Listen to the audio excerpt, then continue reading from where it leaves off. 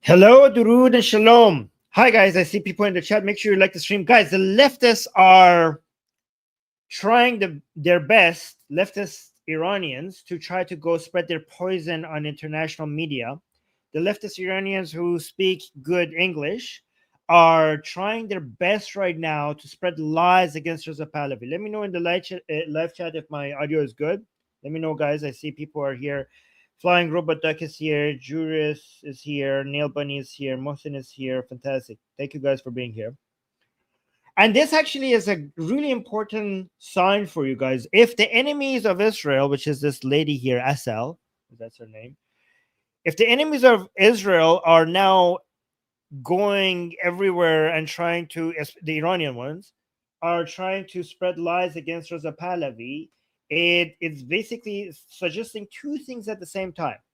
First of all, it means that supporting Reza Pahlavi makes absolute sense. Why else would the enemies of Israel be against Reza Pahlavi, right? That's just a sign itself right there. And usually when leftists take a position against something, it probably means that it's the right thing to support.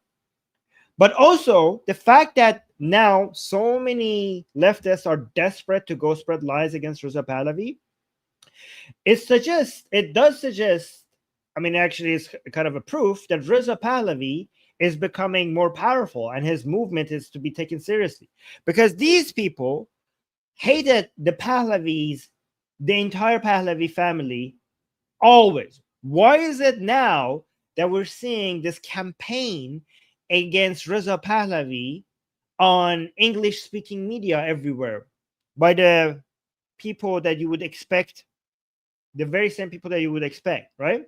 Because the movement, the unity behind Reza Pahlavi is growing, and these people are afraid. These leftists are trying to suggest that they are the actual opposition against the Islamic Republic, but they are not. They are responsible for the Islamic Republic coming into power.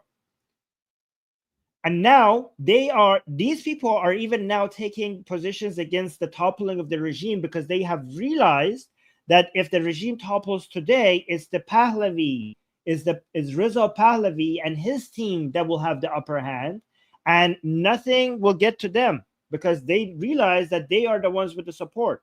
So they're now trying to delay, or basically they're now against the toppling of the regime, or even against, being against the Islamic Republic, because they know this is not their time. Oh, thank you, Mortal Wombat, for the memberships for the people in the chat. Should I read your new username or your old name? Thank you so much for liking the stream as well. So guys, 5 people just became members because of Mortal Wombat. Audio is good, everything is good. Thank you, Nail Bunny, for liking the stream. Thank you, Mohsen. Thank you, Haemka guy. Yes, so thank you guys. Amika is here. I want to know if you guys in the chat are familiar with even who Reza Pahlavi is. But let's actually just just go with Wombat, please. Okay, I'll try to always remember. All right, let's go. Let's listen to this lady. Let's see what she has to say. Assal Rad, I think is how you pronounce her name. I wish it was in Arabic. But let's see what she has to say. Genocidal agenda. Okay, she was. Oh, maybe actually we should listen to, just go a few seconds before. Guys, Israelis in the chat. This is why you need to know. This is why you should know that you need to support Reza Pahlavi, because this lady is also anti-Israeli. Every Iranian who is anti-Israeli, almost, not all the time, but most Iranians who are anti-Israel, they're also anti-Reza Pahlavi. So this is a signal to you regarding who your allies are in Iran, because the people who support Reza Pahlavi in Iran also support Israel, the vast majority of them. So that shows that Reza Pahlavi is your ally. So please make sure you know who he is, because he is the key to everything. Israel, your solution to most of your problems is Reza Pahlavi. Do you understand that? Israel will always have major threats against it in the Middle East until Iran becomes a secular democracy that wants to have normal, positive relationships with Israel. Even if the Islamic Republic falls, if what comes in its place is another leftist or Islamic or even if it's completely chaotic, this is not good for Israel. So there are three options, either three bad options, right? And one good option for Israel. If the Islamic Republic falls, you could have another Islamic group come take over, or another leftist group come take over, or if you have just complete chaos. These three situations are not good for Israel. The leftists are anti-Israeli. The Islamists are also anti-Israeli, right? The Islamic forces. And also, if it's chaos, it's actually worse. If the Islamic Republic falls and you have chaos in the Middle East, that's even worse for Israel, because now instead of having the Islamic Republic, you're going to have a whole bunch of Shia militia groups with like running around like chickens with their heads cut off, and they're not going to have as much to lose like the Islamic Republic, so they're going to be targeting Israel more than before, not less than before, more than before.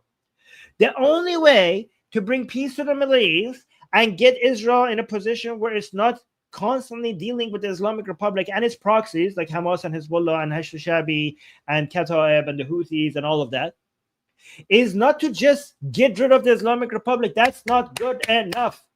The answer is, that might actually make things even more chaotic. Their answer is to put Reza Pahlavi in Khamenei's place. The main ally, the only leader that has vast support in Iran, and also the leader who's an ally of the West and ally of Israel. And again, please remember, maybe I should show you this before I play this video, that in the plan that they have introduced, in the emergency plan that Reza Pahlavi and his team introduced, this guy, guys, this right here is Reza Pahlavi's team. He went and found all of these experts and he created a team around him, and they came up with a detailed plan. You could go actually download this and look, this is the plan, okay? It's called the Emergency Phase Booklet by Iran Prosperity Project. This is done by the Nufti team, right? If you go read this, if you go to the foreign policy section, you can see that the most immediate plan they have in their foreign policy in the first few days is to recognize Israel as a state and immediately send a friendly message to Israel, sending a signal to them that they want to normalize relationship and be friendly with Israel. Just go download this. This is Reza Pahlavi's team.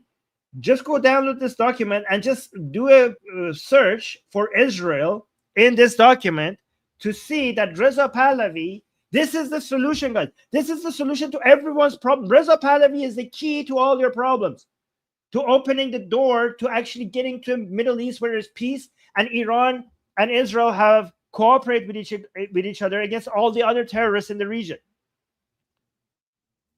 There is no other way. There is no one else. Israelis, please understand that Iran is the key. All of your problems are coming from Iran. So if you you cannot just destroy the Islamic Republic. You have to turn. Us, the Iranian people, and you, Israeli people, we have to work with each other to turn Iran into a secular democracy that is an ally of Israel. In fact, by that point, not only Israel will not be hostile to Israel. In fact, they would be cooperating with each other, just like they did before the 1979 Islamic Revolution. They would be cooperating with each other into fighting terrorism in the region. Do you understand how beautiful that's going to be? Do you understand the level of? I mean, Israel is already enjoying a lot of prosperity. Imagine how much prosperity Israel would enjoy if it didn't have to deal with an existential crisis every Tuesday, right? Imagine the peace and stability you guys would enjoy. So please, please, please, especially everybody, but especially if you're Israeli, please go investigate Reza Pahlavi, become familiar with his plan. I showed you the plan, and go tell other Israelis that this is our guy. This is our guy. This is the person that we need to support. And let me now respond. And look, so listen to this part. Listen to this part. Were killed. So I'm going to go before she talks about Reza Pahlavi. I'm going to listen to her talking here because I want you to see that these leftist idiots, they're also anti-Israel. No reflection on, no headlines about Iranian civilians that were killed. Right. So again, the total dehumanization of.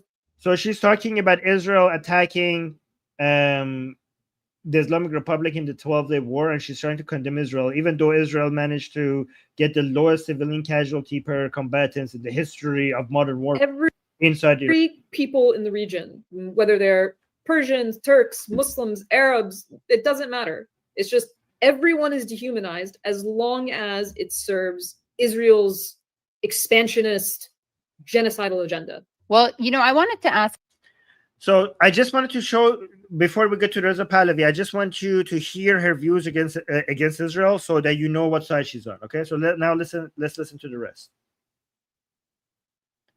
You, because your book, so guys, thank you for the admins for being here. Just be careful. Oh, that's good. The guy that you timed out, that was worthy of a timeout, because he was basically saying the same thing 4 times. But like, always do timeouts if somebody floods the chat with the same repetitive message, like completely floods it. Otherwise, just let them spread their anti-Israeli nonsense here. It's fine. State of resistance, politics, culture, and identity in modern Iran has a whole chapter on the Pahlavi dynasty and its brand of Iranian nationalism. So I'm going to ask you to respond to a video of Reza Pahlavi. But first, can you just set up who this person is, what the dynasty was, and what a lot of people talk about Iranian monarchists, what this means? So Iran was So first of all, Reza Pahlavi is not just supported by Iranian monarchists. So right now, the people who are against the Islamic Republic, they usually are categorized in 2 camps. The ones who are patriots. Okay, I'm not talking about the cessationists and the leftists, the commies, the Marxists. We're not, and the MEK. So the crazies. That's the group of crazy people, right? So we have the who are against the Islamic Republic, or kind of like this is the MEK, the cessationists, and the Marxists, right? The leftists. So those are the crazy people. Among the patriots Iranians who are against the Islamic Republic, usually they are in 2 camps. Either they are called monarchists or Republican, right? And I'm talking about the liberal Republican. A lot of the leftists also call themselves Republicans, but I'm not talking about the leftists. I'm talking about the liberal ones, right? But among the Iranian patriots, it doesn't matter if they're a monarchist or not. They still support Reza Pahlavi the most, even if they are not a monarchist. So just please, it's really important for you to understand that Reza Pahlavi is not the leader of the monarchists. He is the leader of all Iranian patriots who are supporting him, including non-monarchists. And also, please understand that this flag is not a monarchist flag. This is just the flag of Iran, whether you are a monarchist or not, okay? Please understand that. Oh, thank you so much, Unusual AI, for the super chat. Yes, guys, I will read super chats during the show. So it's a really good way to support the show. So thank you, Unusual AI, saying, Guru, Shalom, everyone. Enjoy the stream. I go back to work. Well, thank you for dropping by. Thank you so much. So let's continue. Like most historic countries or empires, Iran was a monarchy until 1979. In 1979, and with multiple dynasties, and we're talking about 2,500 years of, if you go all the way back to the Persian Empire, with various empires of different peoples, but the style of governance was usually a monarchy.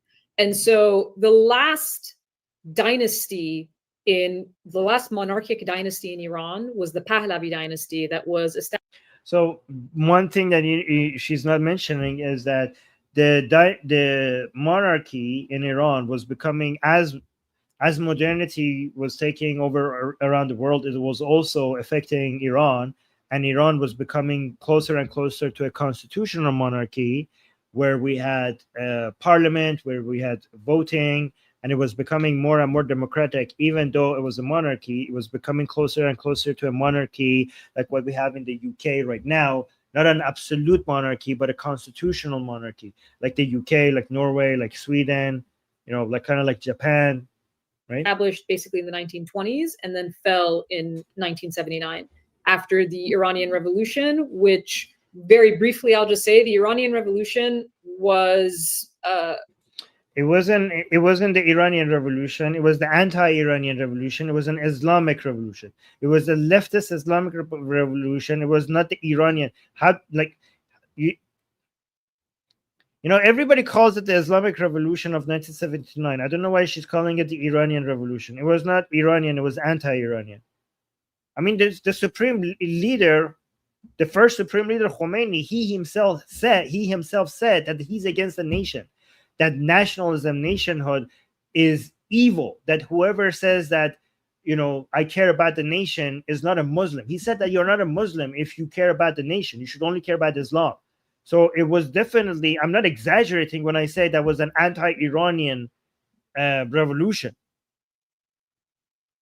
Was brought together. Yeah, thank you. Royat is saying very important point. Exactly. Thank you. People across the political spectrum in Iranian society. But what came after the revolution was brought together people across the political spectrum in Iranian society. So, first of all, the 1979 Islamic Revolution, there is no sign or evidence that there was mass support for it. You have pictures and videos of giant crowds, which you could create even with 3% of the population. So the reason why she's saying that people from across, spectrums of society were brought together, what she's talking about is just the Muslim Islamic forces and the leftists. That was the revolution was not. It was basically the left. It was a unity of leftists and Islamic forces. That's what it was. That's what she means. The reason why she's saying that is because the 1979 Islamic Revolution, leftists it wasn't the Muslim Islamic forces, it wasn't the mullahs who were the architect of the 1979 Islamic Revolution. The leftists were the architects of it, but they realized that they don't have enough brute force to be able to make it happen. So they basically used the Islamic, the mullahs, and then they're kind of pissed off. Like she, as a leftist, she thinks the 1979 Islamic Revolution was a good idea, but after the revolution, the mullahs started executing the leftists, and basically they started pushing them away because now that they had the power. This is basically happens all the time, So you have the leftists, they use the mullahs and other Islamic forces to get what they want, and then once they get what they want, then the Muslim forces realize, like, actually, we are the brute force, we are the violence, we don't need these guys, and they get pushed aside every single time, right? And then again, it keeps happening again and again and again, right? So the reason why she's talking like that, like, oh, it was a full spectrum, and then she means that we used to be part of it, but they kicked us out. So these people are bitter, not because of the 1979 Islamic Revolution. They still think that was a good idea. They're bitter that they were kicked out of all the benefits that came to the mullahs after. That's what they're upset about.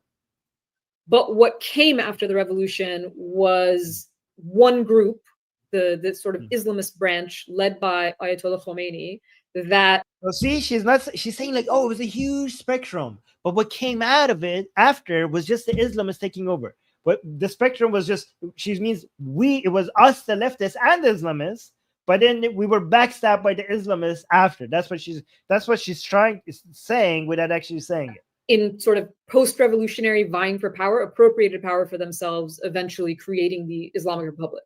But that wasn't the initial goal of the revolution, so to speak. You had these. Oh, the initial goal was so noble. You see, she's defending the 1979 Islamic Revolution. These people are so anti-Pahlavi that they refuse to accept that the 1979 Islamic Revolution was a bad idea. They were like, we had the right intentions. But then the Islamists just came and took it away from us.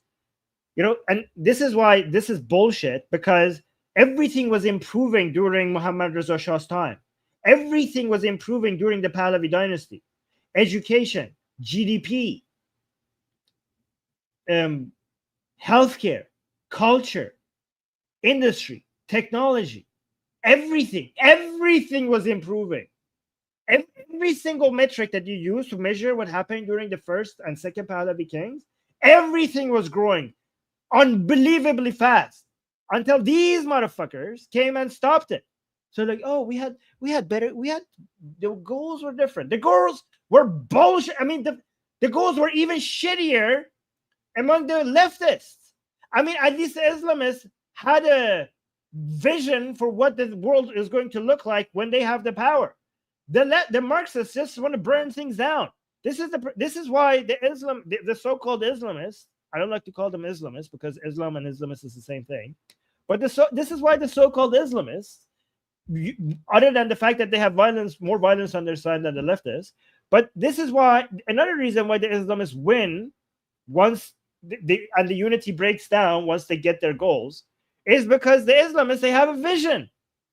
They know they already have a caliphate or an imamate in mind, and they know, like, this is what we're going to build. But the Marxists, they don't even know what they want to build. They just want to burn things to the ground because they are anti-order.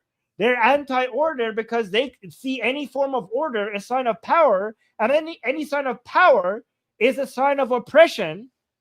Any sign of power is a sign of Western imperialist influence. So they're just anti-order. They just want to break shit down. They just burn things and break it apart. That's what they want to do. They have no plans. And they're like, why are we still losing? Because you have no... The Islamists sometimes win because they have a plan. You have no plans. Your plan is that I don't like things as they are. And I'm going to destroy it. That's your plan. Oh, let me see. We got more super chats. Who's the super chat? Okay, let me actually look at this. Okay, so Pedram, thank you so much. He's saying one of Shah's goals was to create opposition so that we could have the constitutional monarchy. He stated that the way he was ruling would be different from how his son Reza Pahlavi would have ruled. Yes, exactly. They were slowly trying to make things more and more democratic until these people came out and basically broke everything apart. Thank you so much, Pedram, for your super chat. Disparate groups that didn't have a lot of political commonality, their only common goal was to overthrow the monarchy, which they did. And so Reza Pahlavi, the clip I'm assuming you're going to show, is the son of the deposed Shah who actually left Iran before the revolution in 1978 and obviously has not been back since. So here, So guys, the way that you need to look at it, if you want to get to a secular democracy, there's usually three phases that you have to go through, right? First, you need to build the infrastructure and you need to protect the country and keep it stable. You need to protect the borders. You have to provide stability and order and build the infrastructure, right? Then the second phase is to invest in education and culture. And then the third phase is to keep bringing more political parties, political competition, more freedoms, more rights for people to get involved in the political process. And the three Pahlavis were each representing each one of these phases. Reza Shah, which was the first Pahlavi king, was hold Iran together. Back before the Pahlavis, Iran was being destroyed. We were almost getting to the point that there was no Iran. Everything was breaking apart. Reza Pahlavi came and saved Iran. He maintained the borders. He brought the infrastructure. He brought the stability. He brought the order. That was what Reza Shah did. And then his son, Mohammad Reza Shah, he tried many times to bring more democracy and more freedom, more political freedom. Every time the communists used it to try to destroy the country and try to do a coup against them. You know, Mossadegh was trying to do a coup against Mohammad Reza Shah. And then they tried to assassinate him, and he forgave the person who assassinated him. But every time he tried to loosen things up, the country almost broke apart. But he then focused his attention on increasing education, technology, modernization, women's rights, increased women. He gave the women the right to vote in the parliament, and for the first time, ahead of some European countries. And he invested in Iranian culture. And his understanding was that my son, he was obsessed. Mohammad Reza Shah was obsessed with making Iran more democratic. But his idea, like Pedro mentioned, his idea was that my son will complete this job. So Mohammad Reza Shah was the second phase, and then his son Reza Pahlavi was supposed to do the third phase, which was making the country more democratic and more open and more politically competitive, more parties and everything like that. That was his plan. Predicted is a speech by Reza Pahlavi given in Paris on June 23rd. So let's take a listen. Today, it is clearer than ever. The Islamic Republic is collapsing. Credible reports indicate that Ali Khamenei's family and the family of senior regime officials are making preparations to flee Iran. The regime is on its last legs in towns and cities across the country. The military is fractured. The people are united. The foundation of this 46-year tyranny are shaking. This is our Berlin Wall moment. But like all moments of great change, it comes fraught with danger. We stand at a crossroads. One road leads to bloodshed and chaos, the other to a peaceful and democratic transition. The difference in these two roads depends on one factor, and one factor alone: whether the current regime in Iran is allowed to survive. If the West throws the regime a lifeline, there will be more bloodshed and chaos, because this regime will not submit or surrender after it has been humiliated. It will lash out. As long as it is in power, no country and no people are safe, whether on the streets of Washington, Paris, Jerusalem, Riyadh, or Tehran. There is only one way to achieve peace: a secular, democratic Iran. I am here today to submit myself to my compatriots, to lead them down this road of peace and democratic transition. Wow, what Whatever. Before we listen to these people's responses, I'm glad. Look at this, guys. Ali in the chat saying, "Oh, Reza Pahlavi, the Zionist puppet." Thank you so much for saying that, Ali, because I want Israelis to see that the anti-Israelis are anti-Reza Pahlavi. You're so stupid, Ali, that you don't understand that this is actually you're demonstrating what I'm trying to show to people here, right? By calling him a Zionist puppet, you're showing to the Israelis that Reza Pahlavi is the one they need to support. I mean, here's another comment that you have saying Reza Pahlavi will go into the dustbin of history for supporting, again, you don't even know how to, okay, for supporting the Zionist terrorist regime. Guys, look at this. The people who support the Islamic Republic, they recognize that Reza Pahlavi supports Israel, right? So thank you so much, Ali, for helping me show Israelis here that Reza Pahlavi is on Israel's side. I really appreciate it. Guys, please like this show so that more people see that. And also, look at this. Just so Muhammad, there are many Iranians in the chat who are saying beautiful things about Israel. So one of them is in Persian. I want to translate this. Muhammad in the chat is saying Israel eshkas, which means Israel is love.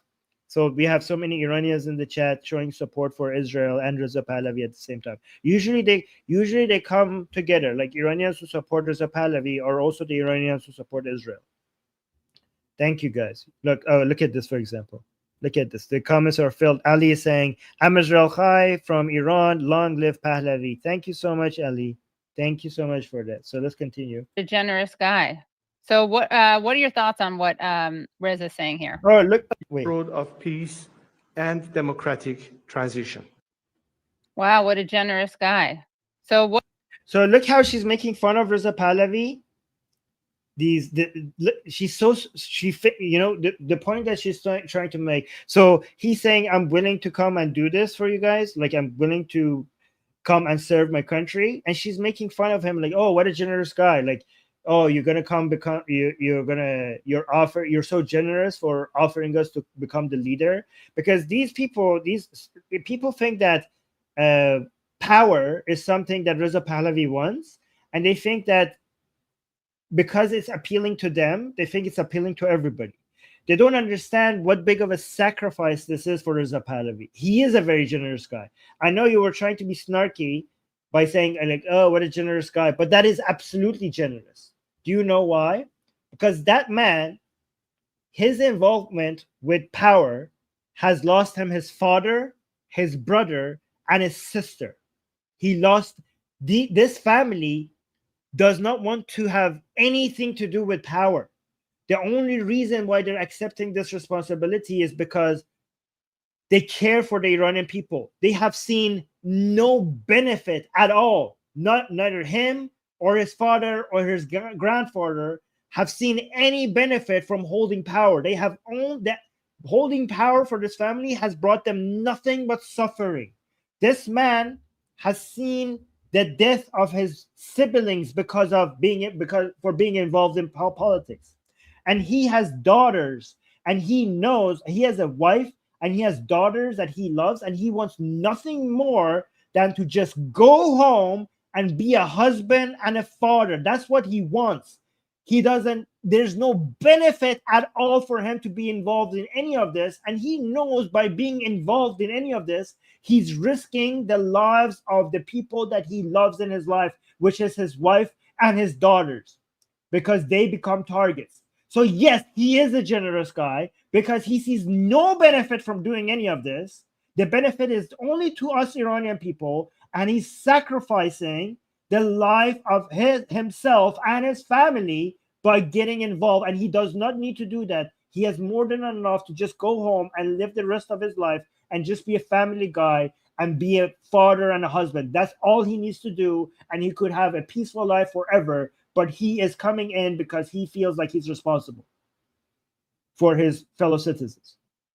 So yes, lady, he is very generous. And fuck you. What are your thoughts on what Reza is saying here?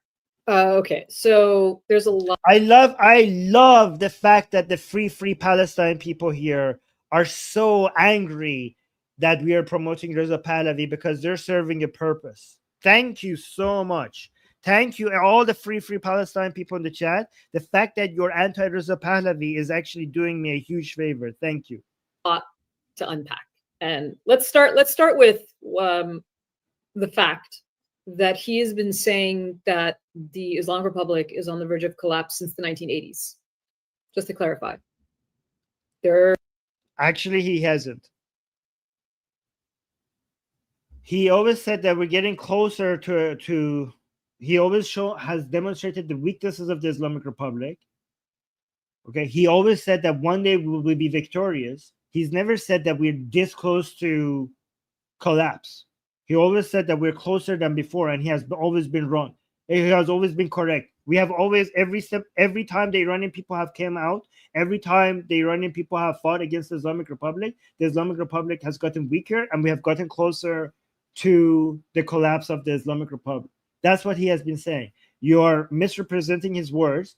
This is the first time that he's saying that we are almost at the verge of collapse. So this is the same lie they say against Netanyahu, by the way, right? And yeah, this is bullshit. You're making stuff up. This is absolutely a straw man. So let's continue. Is on the verge of collapse since the 1980s.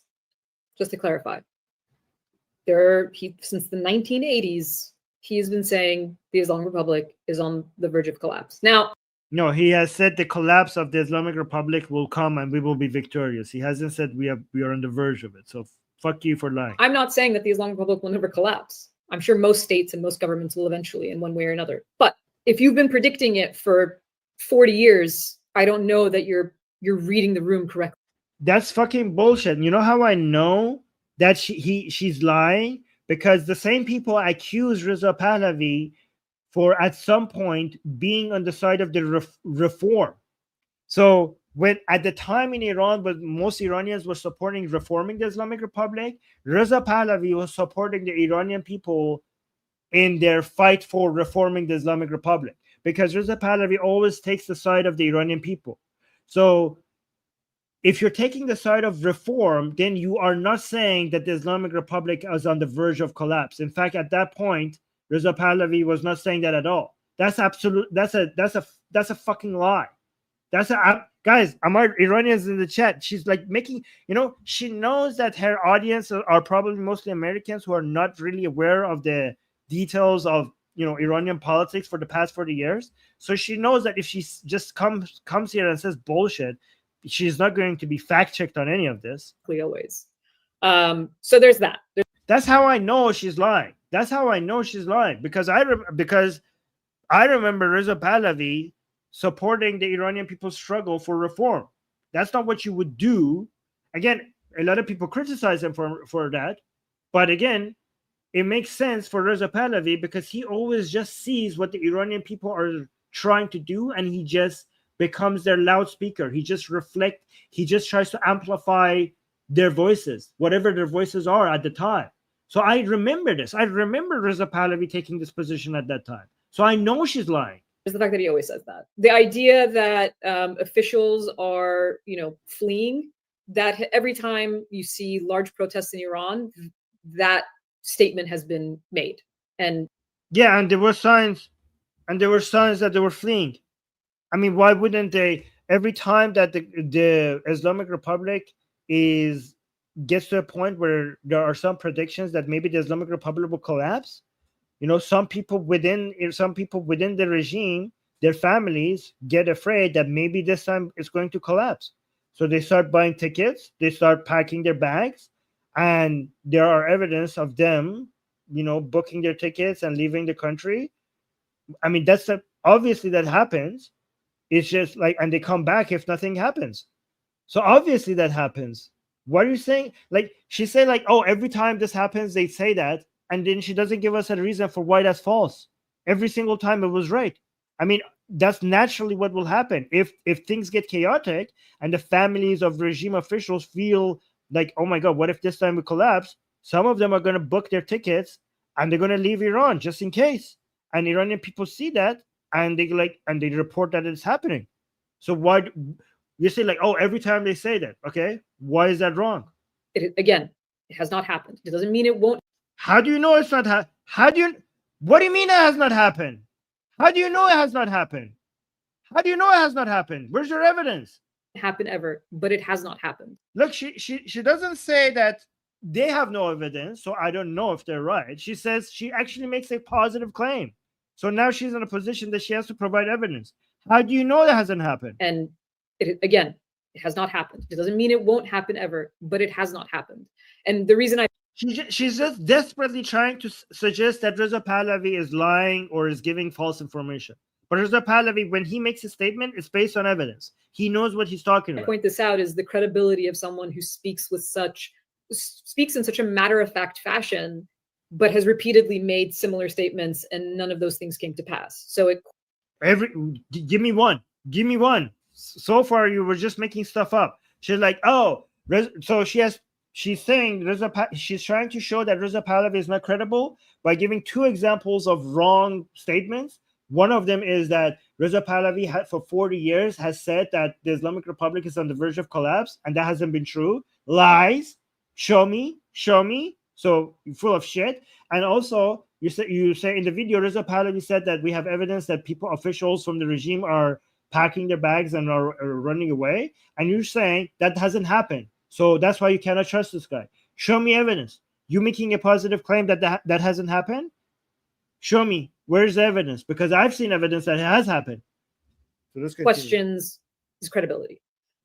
I mean, guys, I know this has happened. I have people who have family members who are within the regime, and they have said, like, they are family members of people within the regime, and they have told me that, yeah, our family is packing the goddamn bag so that we could leave.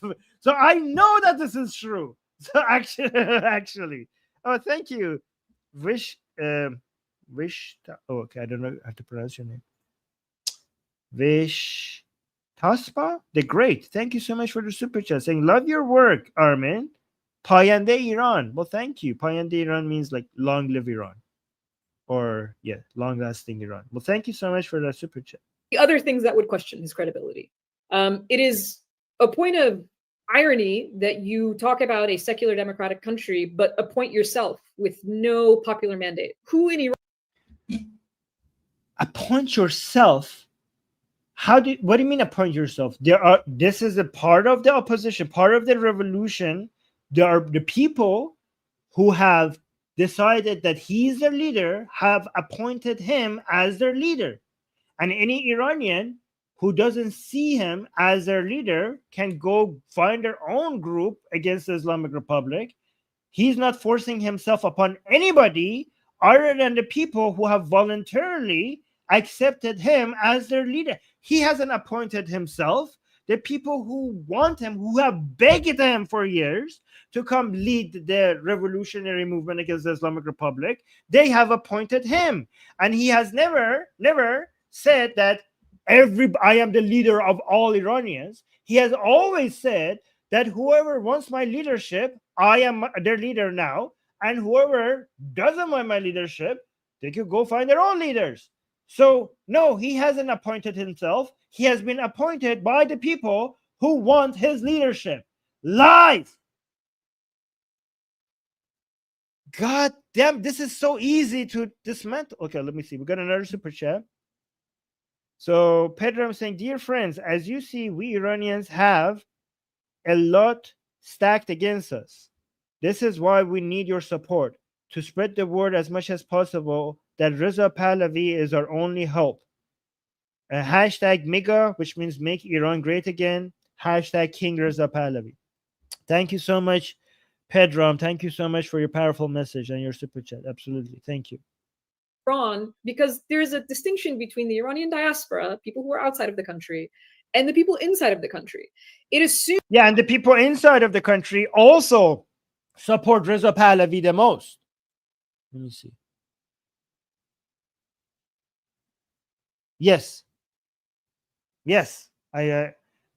So both within Iran. So she's like, oh, it's the Iran. It's just the Iranian. You know why she's saying that? Because they used to say that Reza Pahlavi has no support, but now because so many Iranians who have the luxury of free speech because they live outside of Iran, because everywhere where Iranians actually enjoy free speech, they shout Am Israel Chai the most, and they also shout King Reza Pahlavi the most. It has become undeniable that when you give Iranians free speech, they will call upon Reza Pahlavi the most, and they also support Israel the most. But because look how fucking evil is she?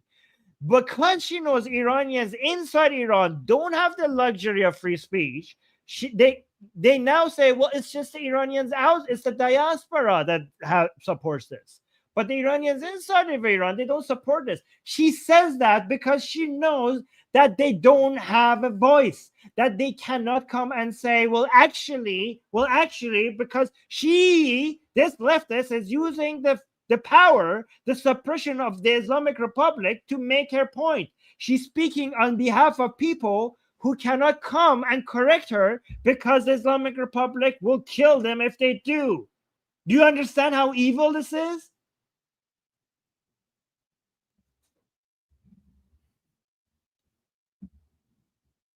Assumes that in a country of 90 million people, no one is well suited for a transition besides someone whose only qualification is that he is the son of a deposed former king.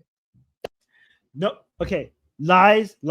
First of all, Reza Pahlavi is not suggesting that I am the only qualified person. His point has been over and over and over again that if you think somebody else is qualified, well, make your group, follow that leader. This is my team. The people who support me are for the people who think we are qualified, who want my leadership. If you think somebody else is suited, who is your candidate? Do you guys even have anybody? Do you guys know that these people don't even have anybody? There is no one else. They're like, Reza Pahlavi thinks he's the only person. Well, who's your guy? Who is your guy? You have nobody. Guys, it's not just that it's Reza Pahlavi and then there's somebody else that is less popular but also matters. There's literally nobody else. Okay? I mean, let me actually show the poll numbers for you guys. Maybe there are some other people, but let's actually look at, have a comparison. So this is by the Empirical Research and Forecasting Institute, or ERFI.I, which is a very reputable source. They publish full survey reports, including methodology, sample size, raw data tables. They don't just not just the top line results, so you can check their work. They also have really high academic standards. Their surveys are structured using established polling practices, randomized sampling, weighted demographics, and margins of error stated. So let me see. Yes, and they have a lot of citations. There many reputable places like the Jerusalem Post, New York Post, Middle East Forum. They cite these, so because the reputable places cite them, that's also gives them credibility. And they are not tied to the Iranian opposition groups, so they are independent. They operate as a Western-based independent research organization, so that you can see lack of bias. And they also have consistency because they have conducted multiple polls on Iranian public opinion, producing consistent results over time, which increases credibility. Okay, so this is who they are. Let's look at their results. This is the ERF, political stance in the, okay, this is their report. Let's go down here. Let's go down. All right, there we go. This is the page I want to look, okay? This is the level of support, okay?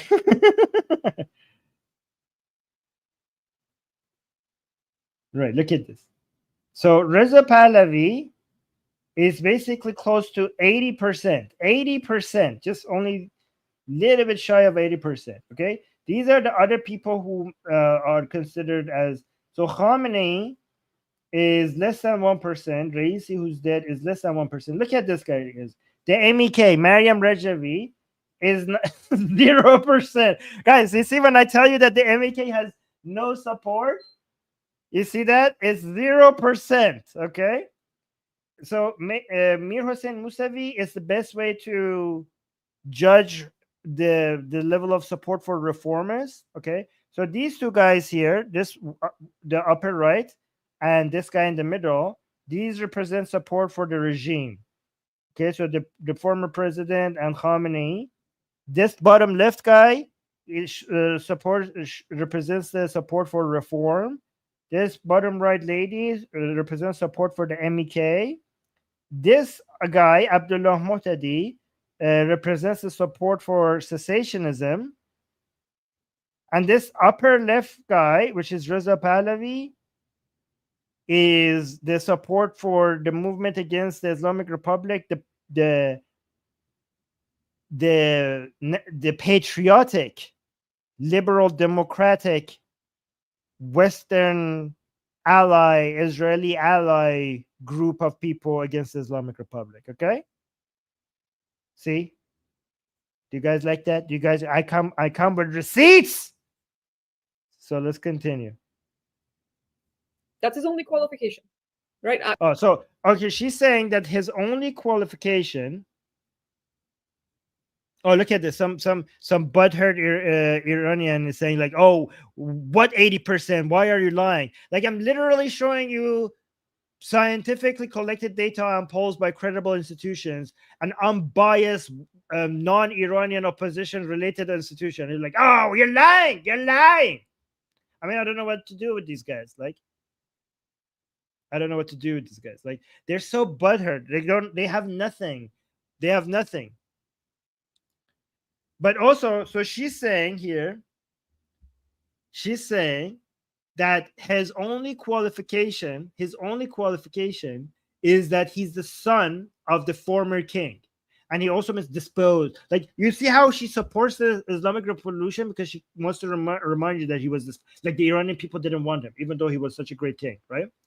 So that is not his only qualification. In fact, that is not his qualification at all. His qualifications are that he loves the Iranian people, that he has dedicated his life to freeing them from the Islamic Republic, that he is for secular democracy. He is very educated, but he still speaks like the people. He's not like one of those people who acts all educated in a way that you can't understand him just to show how educated he is. He understands history. He loves Iran. He is an ally of the West. He's an ally of Israel. And also another qualification is that he's not ideological. And when he built his team here, he didn't go with ideological people and just yes men. He went and found the best experts in every field, and they created the team with a plan that if you go study, you'll see his qualification.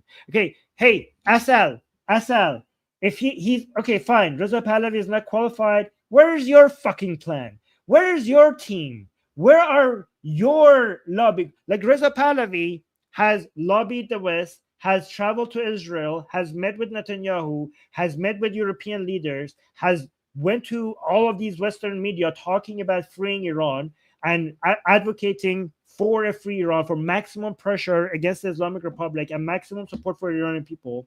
Not only that, Reza Pahlavi has created a framework for the people within the regime, the armed forces, to join him, and thousands of people from the Islamic Republic, from within the armed forces that are right now in the armed forces of the Islamic Republic, have used this platform to securely and anonymously come and pledge allegiance to Reza Pahlavi. So Reza Pahlavi has now an army of 50,000 people so far, last time we checked, within the Islamic Republic, people that have pledged allegiance to him. He created that platform, he created that mechanism, and he's also in touch with many Iranians inside Iran regarding their fight against the Islamic Republic. He has built a team to fill in the power vacuum. He has built connections with Americans, with Canadians, with Europeans, and with Israel.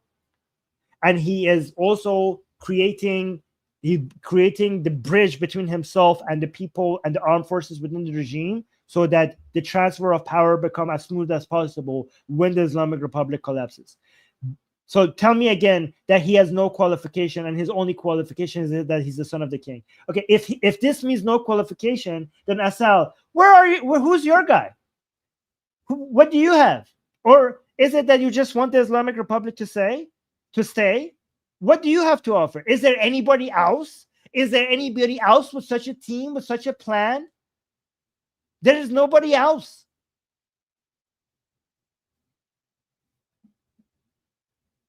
Of a deposed former king. That's his deposed former king, as if that was a good thing that happened. only qualification, right? I would love someone to give me another.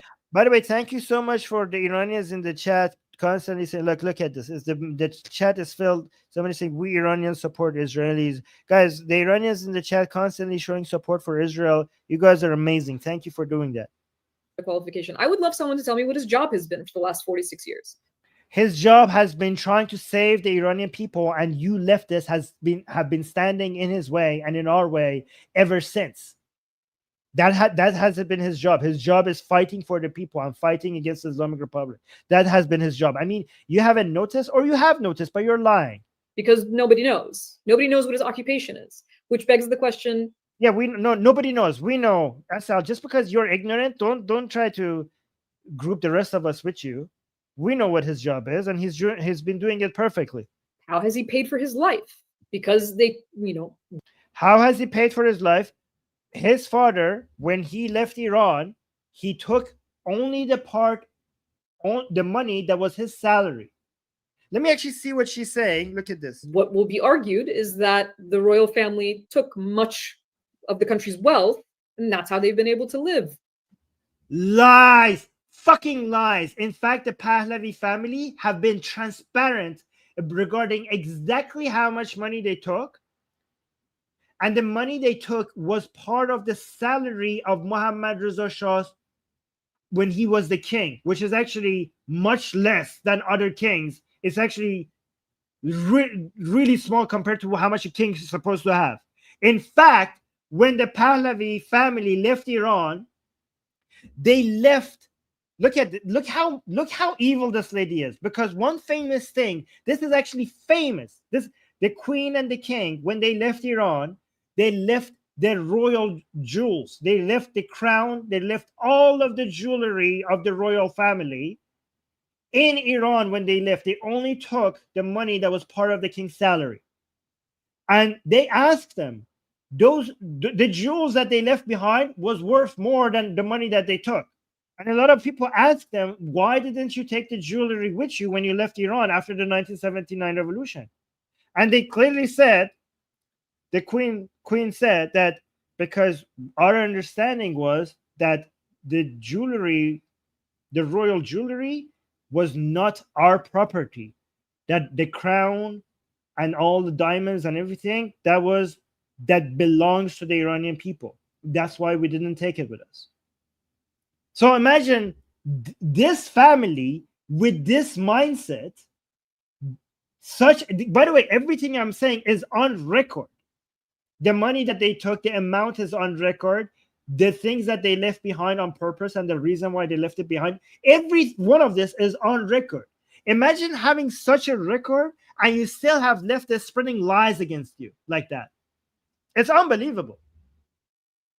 He paid for his life because they, what will be argued is that the royal family took much of the country's wealth, and that's how they. Much of the country's wealth? Do you understand how wealthy Mohammad Reza Shah had made Iran? This is why the money that he took should have been so much higher. The Pahlavis took Iran from its dark ages, from its absolute collapse, to one of the most prosperous countries on earth at its time. That was like a miracle. That was like a fucking miracle. Do you understand how wealthy Iran was at that time? They took much of Iran's wealth. Do you know that's actually physically impossible to do? Unbelievable. Been able to live outside of the country for all of these decades without. Guys, these leftists are more dangerous than mullahs. I promise you, these leftists are more dangerous because they come and speak like this without a hijab, and they speak with like good English, and people think like, oh, I should take this seriously. These words are more poisonous than words that come out of the mouth of a mullah. Actually having to have a job. I mean, if you want to run a country, what is your resume to do that? What experience do you have? His resume is full, but you're blind or you're lying. Have you run for local office where you are in, Have you run for local office? Do you see how stupid this is? He is the crown prince of Iran. He has been dedicating his life to fight for the Iranian people. He doesn't even have citizenship in the US where he's living. He's only an Iranian. Why would he run if his mission is to fight for the revolutionaries against the Islamic Republic? Why would he run as a mayor in the United States? What? Are you this stupid? Look, guys, the fact that this is what she's saying against him shows that they have nothing. This man's record is so clean of evil things that they can't find it. Think about it. Think how good Reza Pahlavi is, that these idiots, when they want to go criticize him, they go like, oh, this man has never run for office in the local governmental election where he is.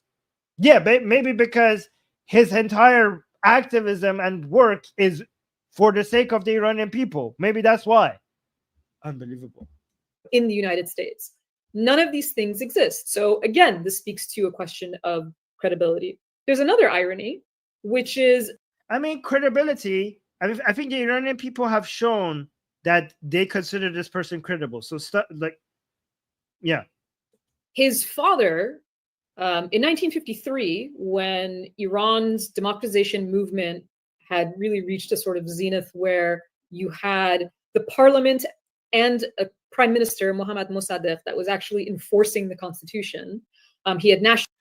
He wasn't enforcing the constitution. Mohammad Mossadegh was violating the constitution because he annulled, is that the right word? He annulled the parliament.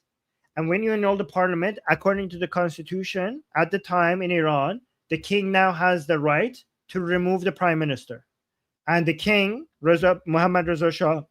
So guys, please understand this. This is very important for you to understand. Mohammad Mossadegh was a terrorist in Iran, before even the Muslims became terrorists. He was very Islamic, but he started it, okay? He's the one who started the waves of Islamic terrorism in Iran. Mohammad Mossadegh. So that man was the spark for all the Islamic terrorist activities happening in Iran. 1. 2, he was the one who did the coup against Mohammad Reza Shah, because when he was the prime minister, Is annulled the right word? Am I using the right word? Munhal kardan, guys, Iranians, munhal kardan is annulled in English, right? I think I'm using the correct word, right? Let me know somebody. Yeah, so he annulled. Anybody is going to confirm that that's the right word? I think it's the right word. You guys don't know either? Okay. Yeah, I think it's the right word. Maybe there's delay. Oh, for Kunamura. Okay, yeah. No, not cancel. It's annulled. I'm going to get sure. Cancelled. Yes, annulled. He annulled the parliament. And then when he did that, when Muhammad Mossadegh did that, then Muhammad Reza Shah was now in his legal power. He had the legal authority to then come and remove the prime minister from power. And then Muhammad Mossadegh resisted that. And that act of resistance was based, and he was trying to basically control all the forces. So Muhammad Mossadegh was going against the constitution. So he was the one was doing the coup. He was the one who was doing the coup d'etat. Dissolve. Yeah, okay, dissolve. Oh, yes, annulled. Annulled is right. Okay. Dissolve, I think, is the right, more correct word to use. Yes, so he was trying to dissolve I don't know, either one. He was trying to get rid of the parliament. Okay, let's just make it simple. And then when you do that, according to the constitution at the time, then Muhammad Reza Shah could come like, okay, now I'm in a position that I could now remove the prime minister. And Muhammad Mossadegh was not going away. He was trying to use force to stay in power. That's a coup. Because a coup, a lot of people saying, oh, Muhammad Reza Shah was doing a coup. Like Muhammad Mossadegh was elected by the Iranian people, and Muhammad Reza Shah, with the help of Americans, did a coup against Muhammad Mossadegh. First of all, Muhammad Mossadegh was never elected directly by the people. He was the prime minister. He was chosen by a selected few, not by the vote of the Iranian people. And then he put, based on his fuck up, he put the king in a position where the king was able to just remove him legally. So a coup is usually something that is illegal. If Muhammad Reza Shah was trying to do what the constitution was allowing him to do, that is not a coup, because if it's legal, it's not a coup. You guys understand that? So let me see what she's saying about this. So she's trying to say Reza Pahlavi is bad because his father was removing Muhammad Mossadegh, which was the elected official by the Iranian people, which the king basically removed from power by force. That's what she's trying to say. Nationalized Iranian oil, zenith, where you had the parliament and a prime minister, Mohammad Mossadegh, that was actually enforcing the constitution. He wasn't enforcing the constitution. He was violating. He had nationalized Iranian oil, which made him a very popular figure. He wasn't nationalizing the Iranian oil. He was trying to steal the Iranian oil for the Ummah, away from Iran towards. He himself said that Iran's oil doesn't just belong to Iranian people. It belongs to all Muslims everywhere. So that last time I checked, that's not called nationalizing. Like, he was like trying to save the Iranian, like take the Iranian oil away from the Westerners and give it to the Iranian people. No, he himself admitted that he wanted to give it to the entire Islamic community worldwide, which is like, it's not his to give. It's the Iranian people's oil, and he wanted to just spend it to the entire Ummah, the Islamic Ummah, outside of our borders. So that's not nationalizing, that's Islamizing. He didn't want to nationalize Iranian oil. He wanted to Islamize Iranian oil. Nationally, when there was a sort of competition over power between him and the Shah, who is the father of the person we just watched, it was the US and the British that overthrew through a coup, that democratization movement, the prime minister. They didn't overthrow him. The king can remove Mossadegh as the prime minister, and Mossadegh was using force to stay in power. So some Americans helped the Shah to do what legally he had the right to do. Guys, do you know a coup doesn't happen from the top down? Do you guys understand that? A coup happens from the bottom up. The king based on the constitution at the time in Iran, was above the prime minister. So if a king is removing a prime minister, that's from a higher, the prime minister is lower. So that is not a coup. A coup is when somebody at the bottom removes somebody at the top. Not if somebody above you removes somebody at the bottom. Like, this is basics, guys. This is basics. And reinstated the Shah after which he became really like a very despotic and brutal leader, which is what. I mean, yeah, Mossadegh was doing the coup because he was the guy. There are two conditions for something to be a coup. First of all, it has to be illegal. Second of all, it should be the lower guy removing the higher guy. These are the two conditions for a coup. And both conditions show that Mossadegh was doing a coup, because Reza Pahlavi had the legal right, and Reza Pahlavi was higher than the prime minister. So in both Mossadegh meets both conditions from him being the one who was doing a coup. After which he became. I like how the Iranians in the chat are appreciating. You're welcome, Ali. A lot of Iranians in the chat, Massa, thank you, are appreciating the points I'm making.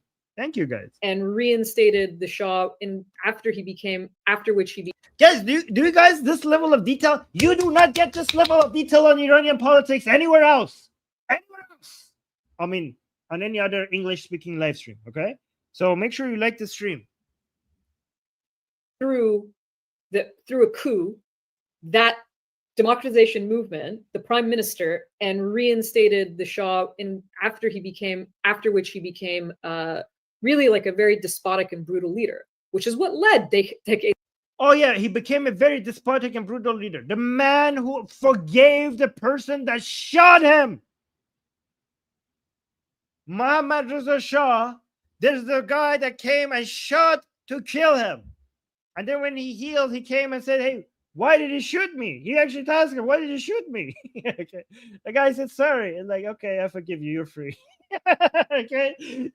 What a brutal dictator. He freed, not only he didn't execute him, he freed him after he got shot by him. Guys, in fact, if there's anything that you could criticize Mohammad Reza Shah for, is that he was too lenient. Like the leftist terrorists, the communist terrorists back, guys, before the Islamic people in Iran, before they were terrorists, the original terrorist movements in Iran was by the leftists, okay? The Islamic terrorists actually started copying the leftists, but originally it was the leftists, right? But when he arrested people who used like grenades and armed forces, weapons to go shoot at people and do terrorist activities, I showed you documentaries back in the day when you put them if you go watch their cells, they had giant rooms for painting, and they used to get like 2 years of sentences for like doing a terrorist attack. Not only they weren't getting executed, they were getting very short prison sentences. It was crazy. That one thing, not only he wasn't brutal, in fact, the criticism that we might have for Mohammad Reza Shah was that he was too kind.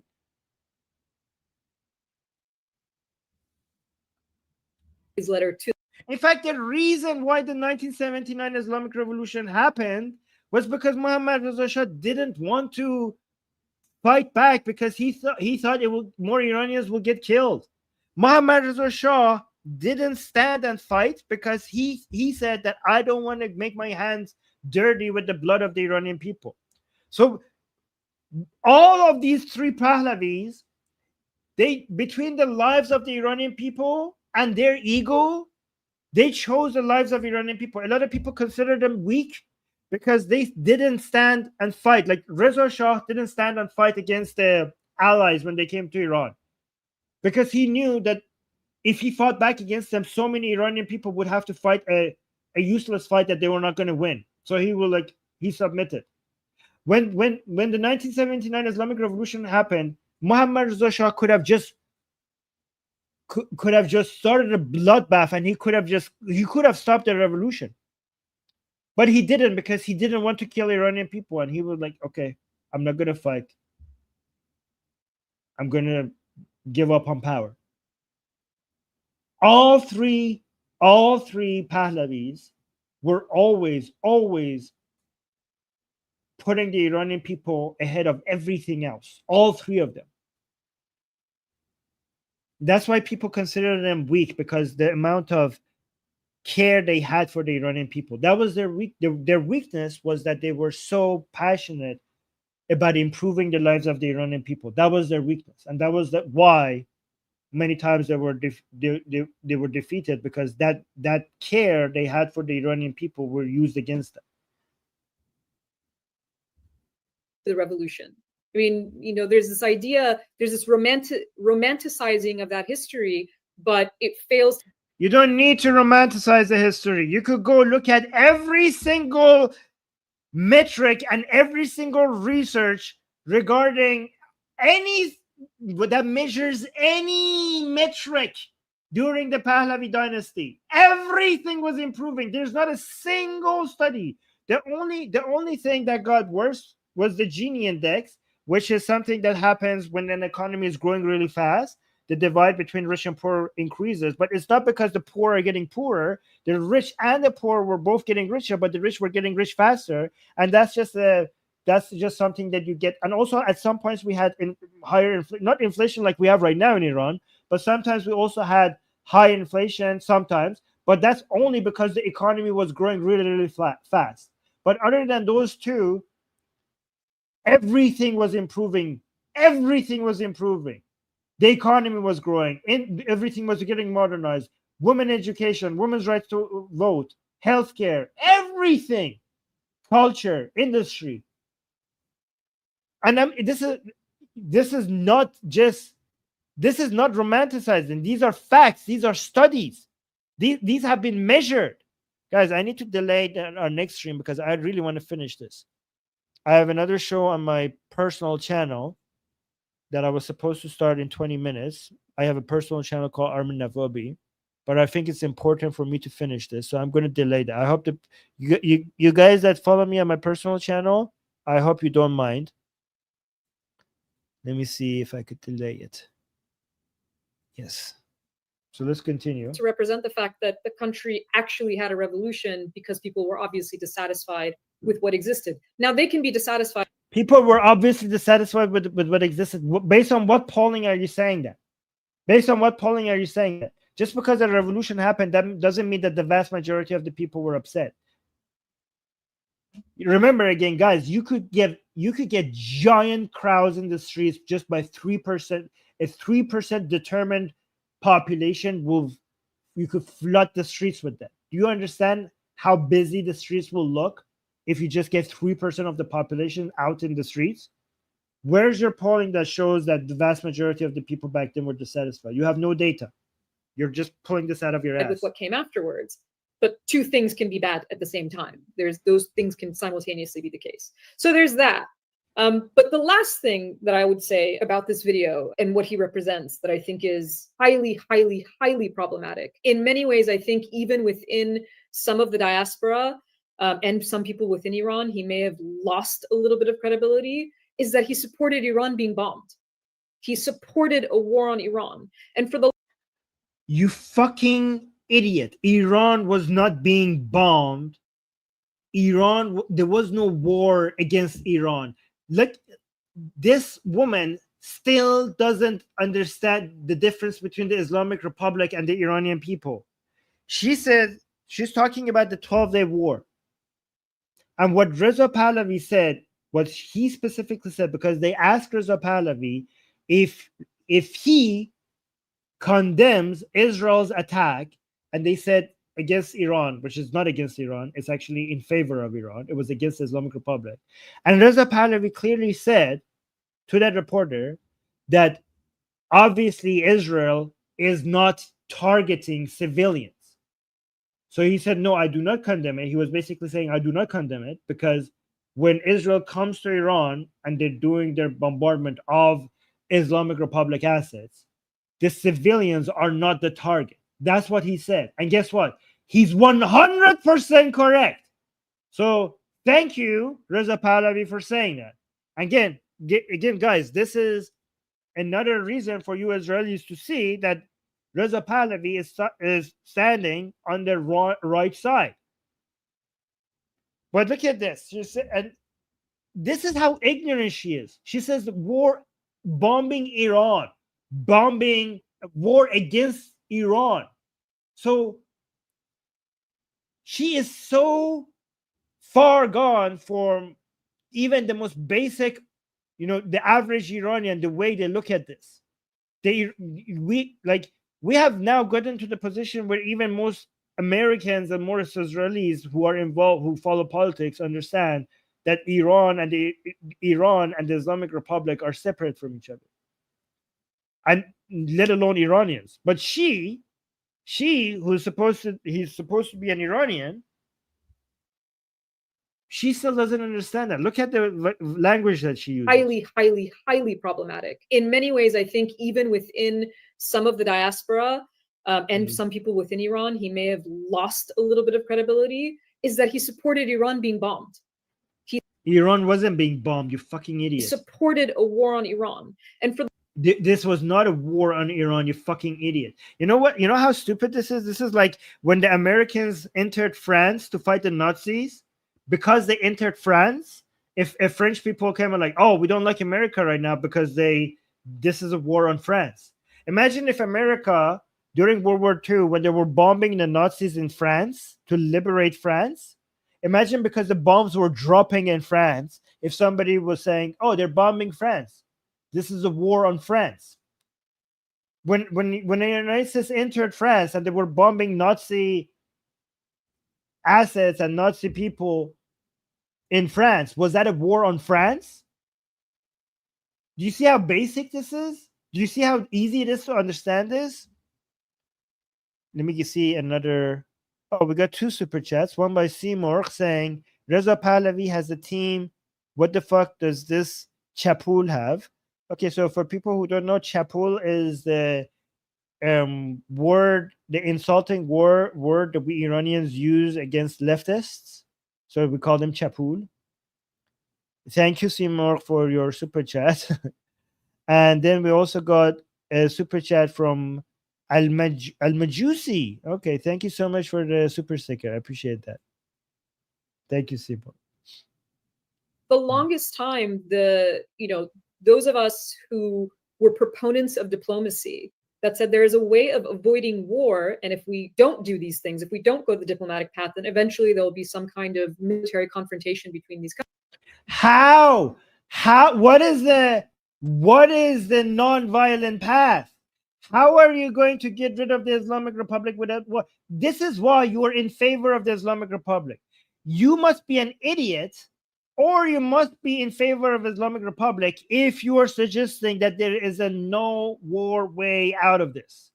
The Islamic Republic is armed. They're extremely armed. The Iranian people are not armed.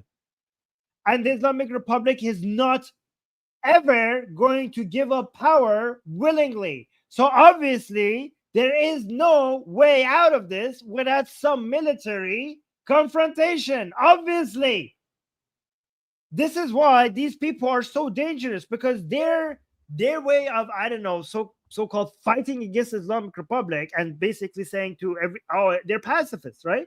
They're only a pacifist when the Islamic Republic in power, because these very leftists, when the Islamic Republic is not in power, they become so, when liberals or when the people who are allied to the West or Israel are in power, all of a sudden they become so in favor of violence and terrorism.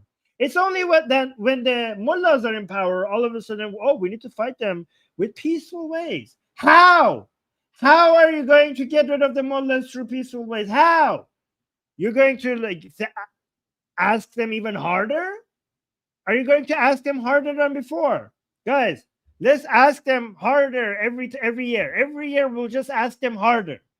One day, like, oh my God, the Islamic Republic is going to be like, oh my God, you guys have been asking and asking and asking. Okay, I'm going to leave. Is this your plan?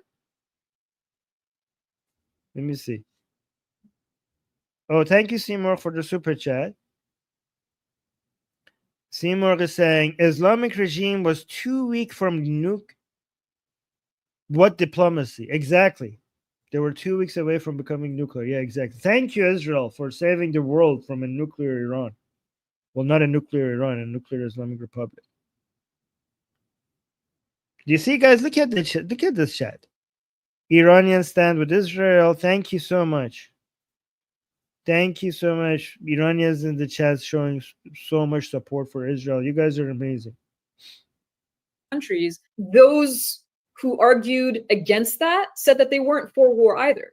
And yet here he is, clearly favoring a foreign intervention into the country to overthrow the government. Oh, foreign intervention. You mean like how America helped France fight the Nazis? Oh, foreign intervention. How evil. Oh no. I mean, why are these people in favor of foreign intervention when they want to stop Israel? They're like, free Palestine. I mean, you guys are foreign intervention when it comes to Israel. So how is it okay for you? How is it like, stop the genocide in Gaza? I mean, that's foreign intervention. You guys are not Israelis. So when you want to pressure Israel to change its course, isn't that foreign intervention? How is that not foreign intervention? So it's okay for you to do it because Israel is so evil. Okay, well, Islamic Republic is so evil. Why is foreign intervention not okay over there? And install himself, which is just, like I said, sort of bizarre. Which is bullshit, by the way. Israel is not evil. I'm just saying, but even by their own standards, they have, doesn't make sense. Overthrow the government and install himself, which is just... Install himself, you fucking liar! You fucking liar! Go read the plan. The plan is to just go through the transition period and then have a referendum so that we could have a council, a founding council, which Reza Pahlavi is not in, which will write the constitution. So if you read the actual plan, maybe, hey Assal, before embarrassing yourself, go see what the actual plan is. The plan is not to just come install Reza Pahlavi. That's not the plan. The plan, if you go read the plan is we will have a referendum so that the Iranian people could first choose the type of the government, whether they want a monarchy or a republic. And then after we choose that, then we're going to have an election. We're going to choose a council, a founding council, which is going to write the constitution based on whether or not, if we are a republic, a constitution is going to be based on that. Or if we are a monarchy, a constitutional monarchy, the constitution will be based on that. And then after we have a constitution, then we're going to have parties, and then we're going to have an election, and we're going to have a parliament. And also, we will also have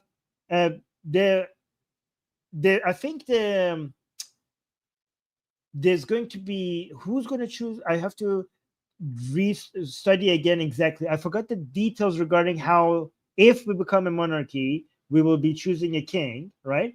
And again, the understanding is that everybody is going to want Reza Pahlavi to be king, right? Yes, but that's going to be based on people's choices. So we don't even know if we're going to be a monarchy because there's going to be a referendum. So Reza Pahlavi has always said that the decision, we are going to bring about the situation where the Iranian people could make their choice. He has always insisted that the sovereignty belongs to the people. He's not going to come and install himself. In fact, he has always been shy in saying that he represents anybody. He only comes and says that I represent some people when people come and beg him to lead them and tell them, like, we are saying that you represent us. And even then, he says, I represent the people who say I represent them. He's actually very careful by not... In fact, when people call him King Reza Pahlavi, he refuses to accept that name. He doesn't like to be called a prince. He doesn't like to be called a king because he thinks that we have to wait and see whether the Iranian people would even choose a monarchy or not. So other people call him King Reza Pahlavi and Prince Reza Pahlavi. And he has come and said, like, please don't call me that. Maybe call me father or something like that. That's what he said. Because he's trying to choose a title which has nothing to do with monarchy, because he says we have to wait and see whether the Iranian people choose a monarchy or not. That's what he said. So you see how that is in his plan, that is in his every single speech about this topic. That's what he says. You have to be, I don't know if she hasn't listened to any of this or she hasn't read any of this or she knows that she's lying. What do you mean install himself? He's always about giving the choice to the Iranian people. That's what he's always been about. He is clearly favoring a foreign intervention into the country to overthrow the government and install himself, which is just, like I said, sort of bizarre to the notion of a democratic process. Oh my God, guys, should I go through this plan with you guys? Let me see. Transitional government objectives, top areas focal, political process, and framework for transition form to the Islamic Republic, legal process. Hold on, let me see. Legal process and framework for transition from the Islamic Republic, maintaining essential functions, education, foreign policy. I have to maybe go look at the part that it says that. Hold on.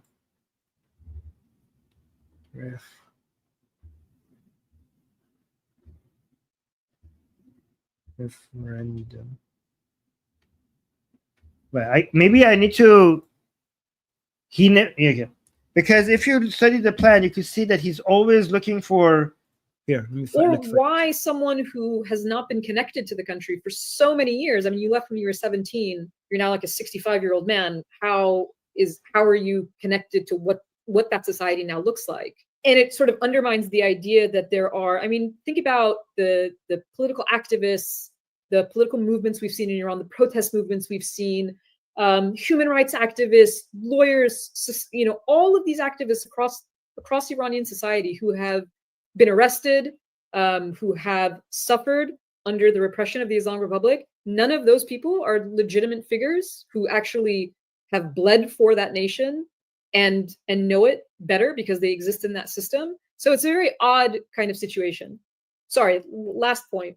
You cannot feign concern for human rights in Iran or anywhere in this world when you have no problem with a genocide, which you don't, because if you are supporting a genocidal state bombing your country, that is support for that genocide as well. And to be completely silent on the worst atrocities we have seen in this century is the most damning evidence that undermines the credibility of such a figure. Well, it's interesting. Actually, thank you for saying that, for people to see that he doesn't condemn Israel. That's actually a point in favor of him. Israel is not doing a genocide, and Reza Pahlavi recognizes that. Thank you for that was a point of endorsement. But let me I think this is the part that I wanted to show you guys. I don't know if you can see the text, right? So like they're saying that he's going to come and install himself, and that's a contradiction to a man who talks about democracy.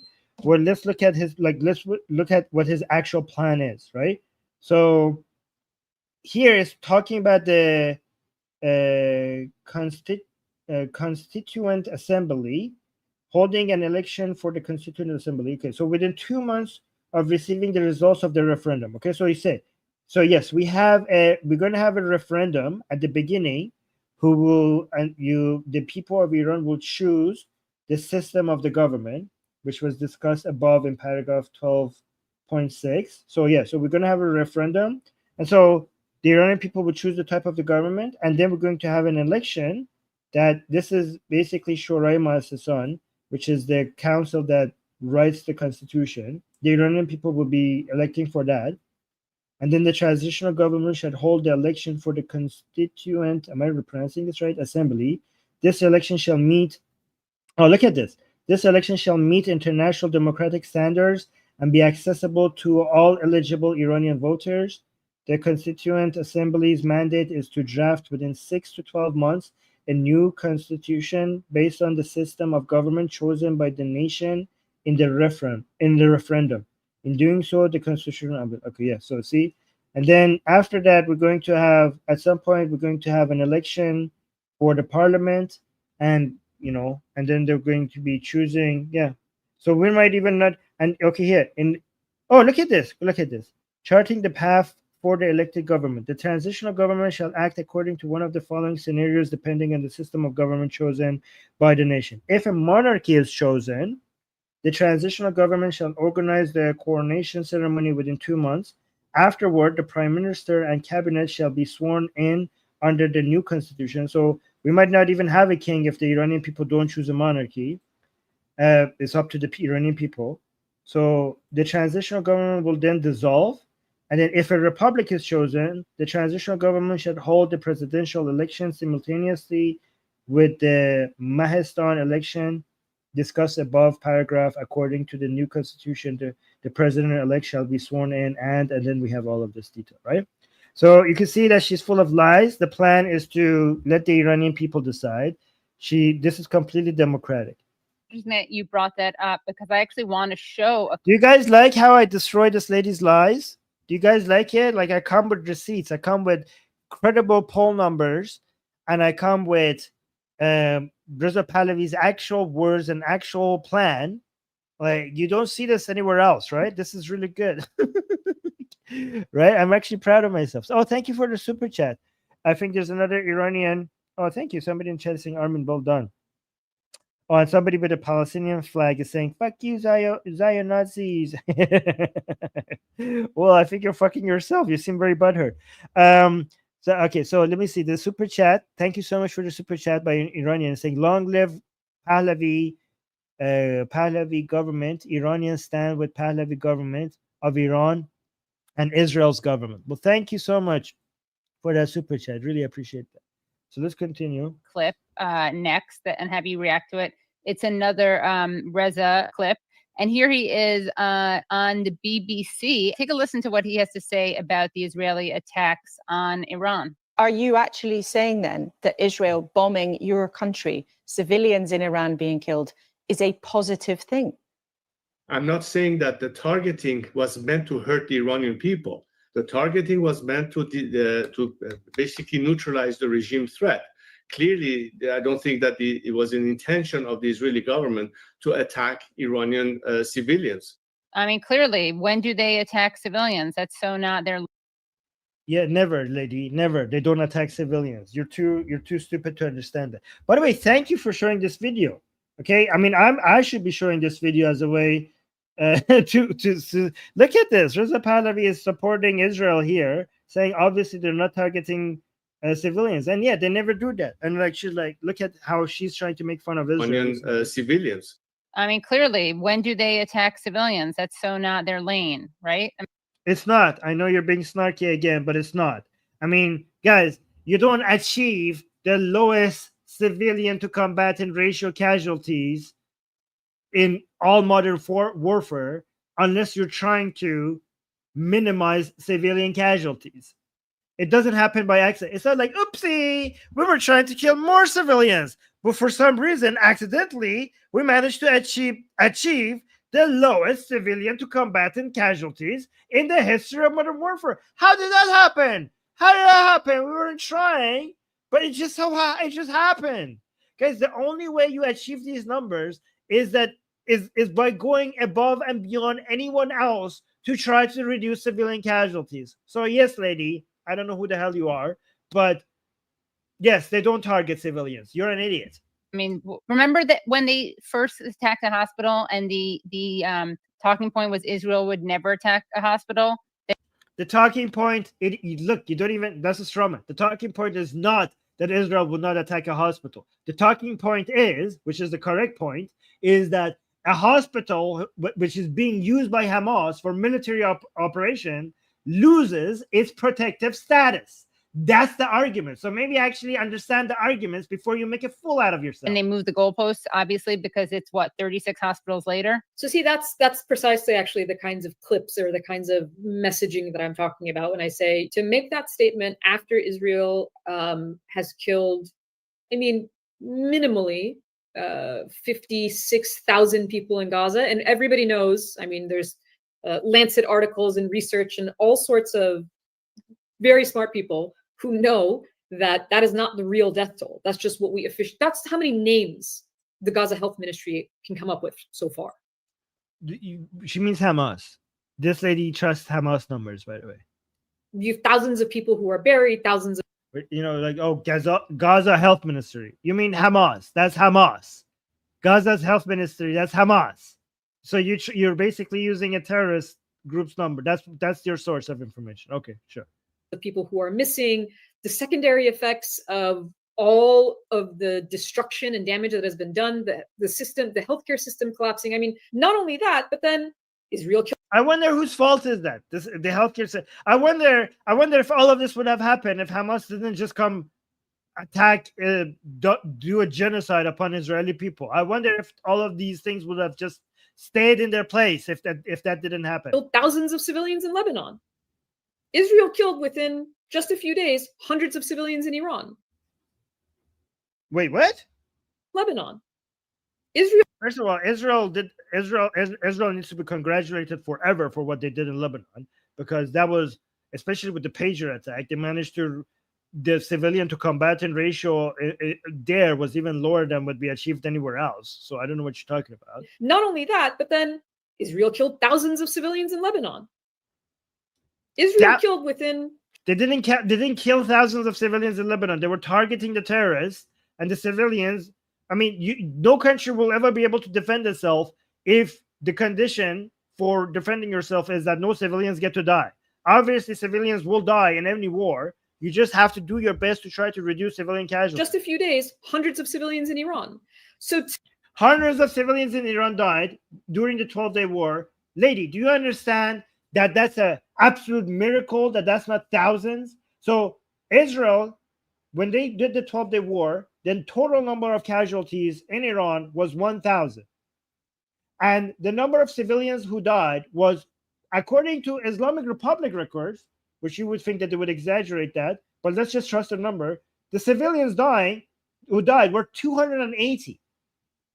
280 out of 1,000 people who died in the 12-day war. Do you understand that that's even lower than Gaza? That's even lower than 1-to-1 ratio of civilians to combatants. This is a historical new record in reducing the civilian casualties. This number that you're giving us shows that the IDF is the most ethical army in the whole world. This is a new record. Like Gaza was the record before. Now the 12-day war is a record. This shows that the IDF cares about civilian lives in Iran. I mean, how could they not care given these numbers? Obviously, if they didn't care, the number of civilians dying would have been significantly more. You don't achieve these numbers unless you're trying to reduce civilian casualties. You understand that, lady? No, you don't. You're an idiot. To make that statement isn't just to whitewash Israel's crimes in Iran, which are real, but much, much worse, it's to whitewash Israel's genocide, because you're basically laundering the idea that this isn't a... I mean, I love that she's saying that, because I want the people to show that the anti-Reza Pahlavi people are also anti-Israel. Because on this channel, we want to demonstrate to Israelis, especially to Israelis, that Reza Pahlavi, they need to know Reza Pahlavi. So I want these anti-Israelis to go everywhere and take a position against Reza Pahlavi. This is serving our purpose, right? So thank you for that. That would ever harm civilians. Of course it is. We're seeing them, not only are we seeing them harm civilians, we're seeing the Israeli military boast. We're seeing members of the military boast about the idea that they do it. The video that you showed earlier, I mean, singing songs about there's no one innocent. You have from the very top, the prime minister of the country, all the way down into the the media. And yeah, so we're moving away from Reza Pahlavi points, but I like how they have like, oh, this soldier sang this or that person commented this. The record is clear. Whatever examples you want to give, I don't care about anecdotes. I look at the final results. The final results is that Israel has done more than any army ever to try to reduce civilian casualties, and also has done more than any army ever to try to bring aid and food to a war zone. So thank you, the IDF, for your service. Thank you for being a shining light in the sea of death, of evil in the region. And I hope that the Iranian people and Israeli people could work with each other to fight against this evil together, right? And guys, the Israelis in the chat, we Iranians need you guys to know Reza Pahlavi, okay? You can see how much Iranians support Israel more than ever before, right? So please, if you can, the IDF is already going above and beyond when it comes to doing what's necessary. So thank you for that. We cannot ask for more. But average Israeli citizens, if you also want to, do something, if you want to return the favor for Iranian people supporting Israel everywhere, because the Iranian people, there are lots, right? So I mean, I know you're losing friends in North America and Europe, but you're gaining friends right in the region, okay, in Iran. In the population of 90 million people, they're becoming closer and closer to the Israeli people. And I think that we could make this bond even stronger if you guys mention Reza Pahlavi, mention his name, and talk to other people about him and support him. And the Iranian people will see that, and it will only make our the bond between us stronger, right? So I really appreciate you guys, and I have to go get ready for my next stream, which is my personal channel. By the way, guys, my personal channel has nothing to do with politics. So if you're thinking that I'm going to do political discussion, we're going to be talking about business and entrepreneurship and using technology and AI to get better as entrepreneurship, right? So only if you're interested in that topic. I'm going to go live in about 20 minutes over there. So that's my personal channel. You can search for Armin Navuk. But if you're hoping to see political discussion, that channel is not for that, okay? But like the stream, subscribe here, hit the bell notification so you get to see my future streams. And whoever is coming to my personal channel, I'll see you guys in about 20 minutes, all right? Thank you, guys. And I'm Israel Chai, Javid Shah. Mwah. Love you guys. Bye, guys.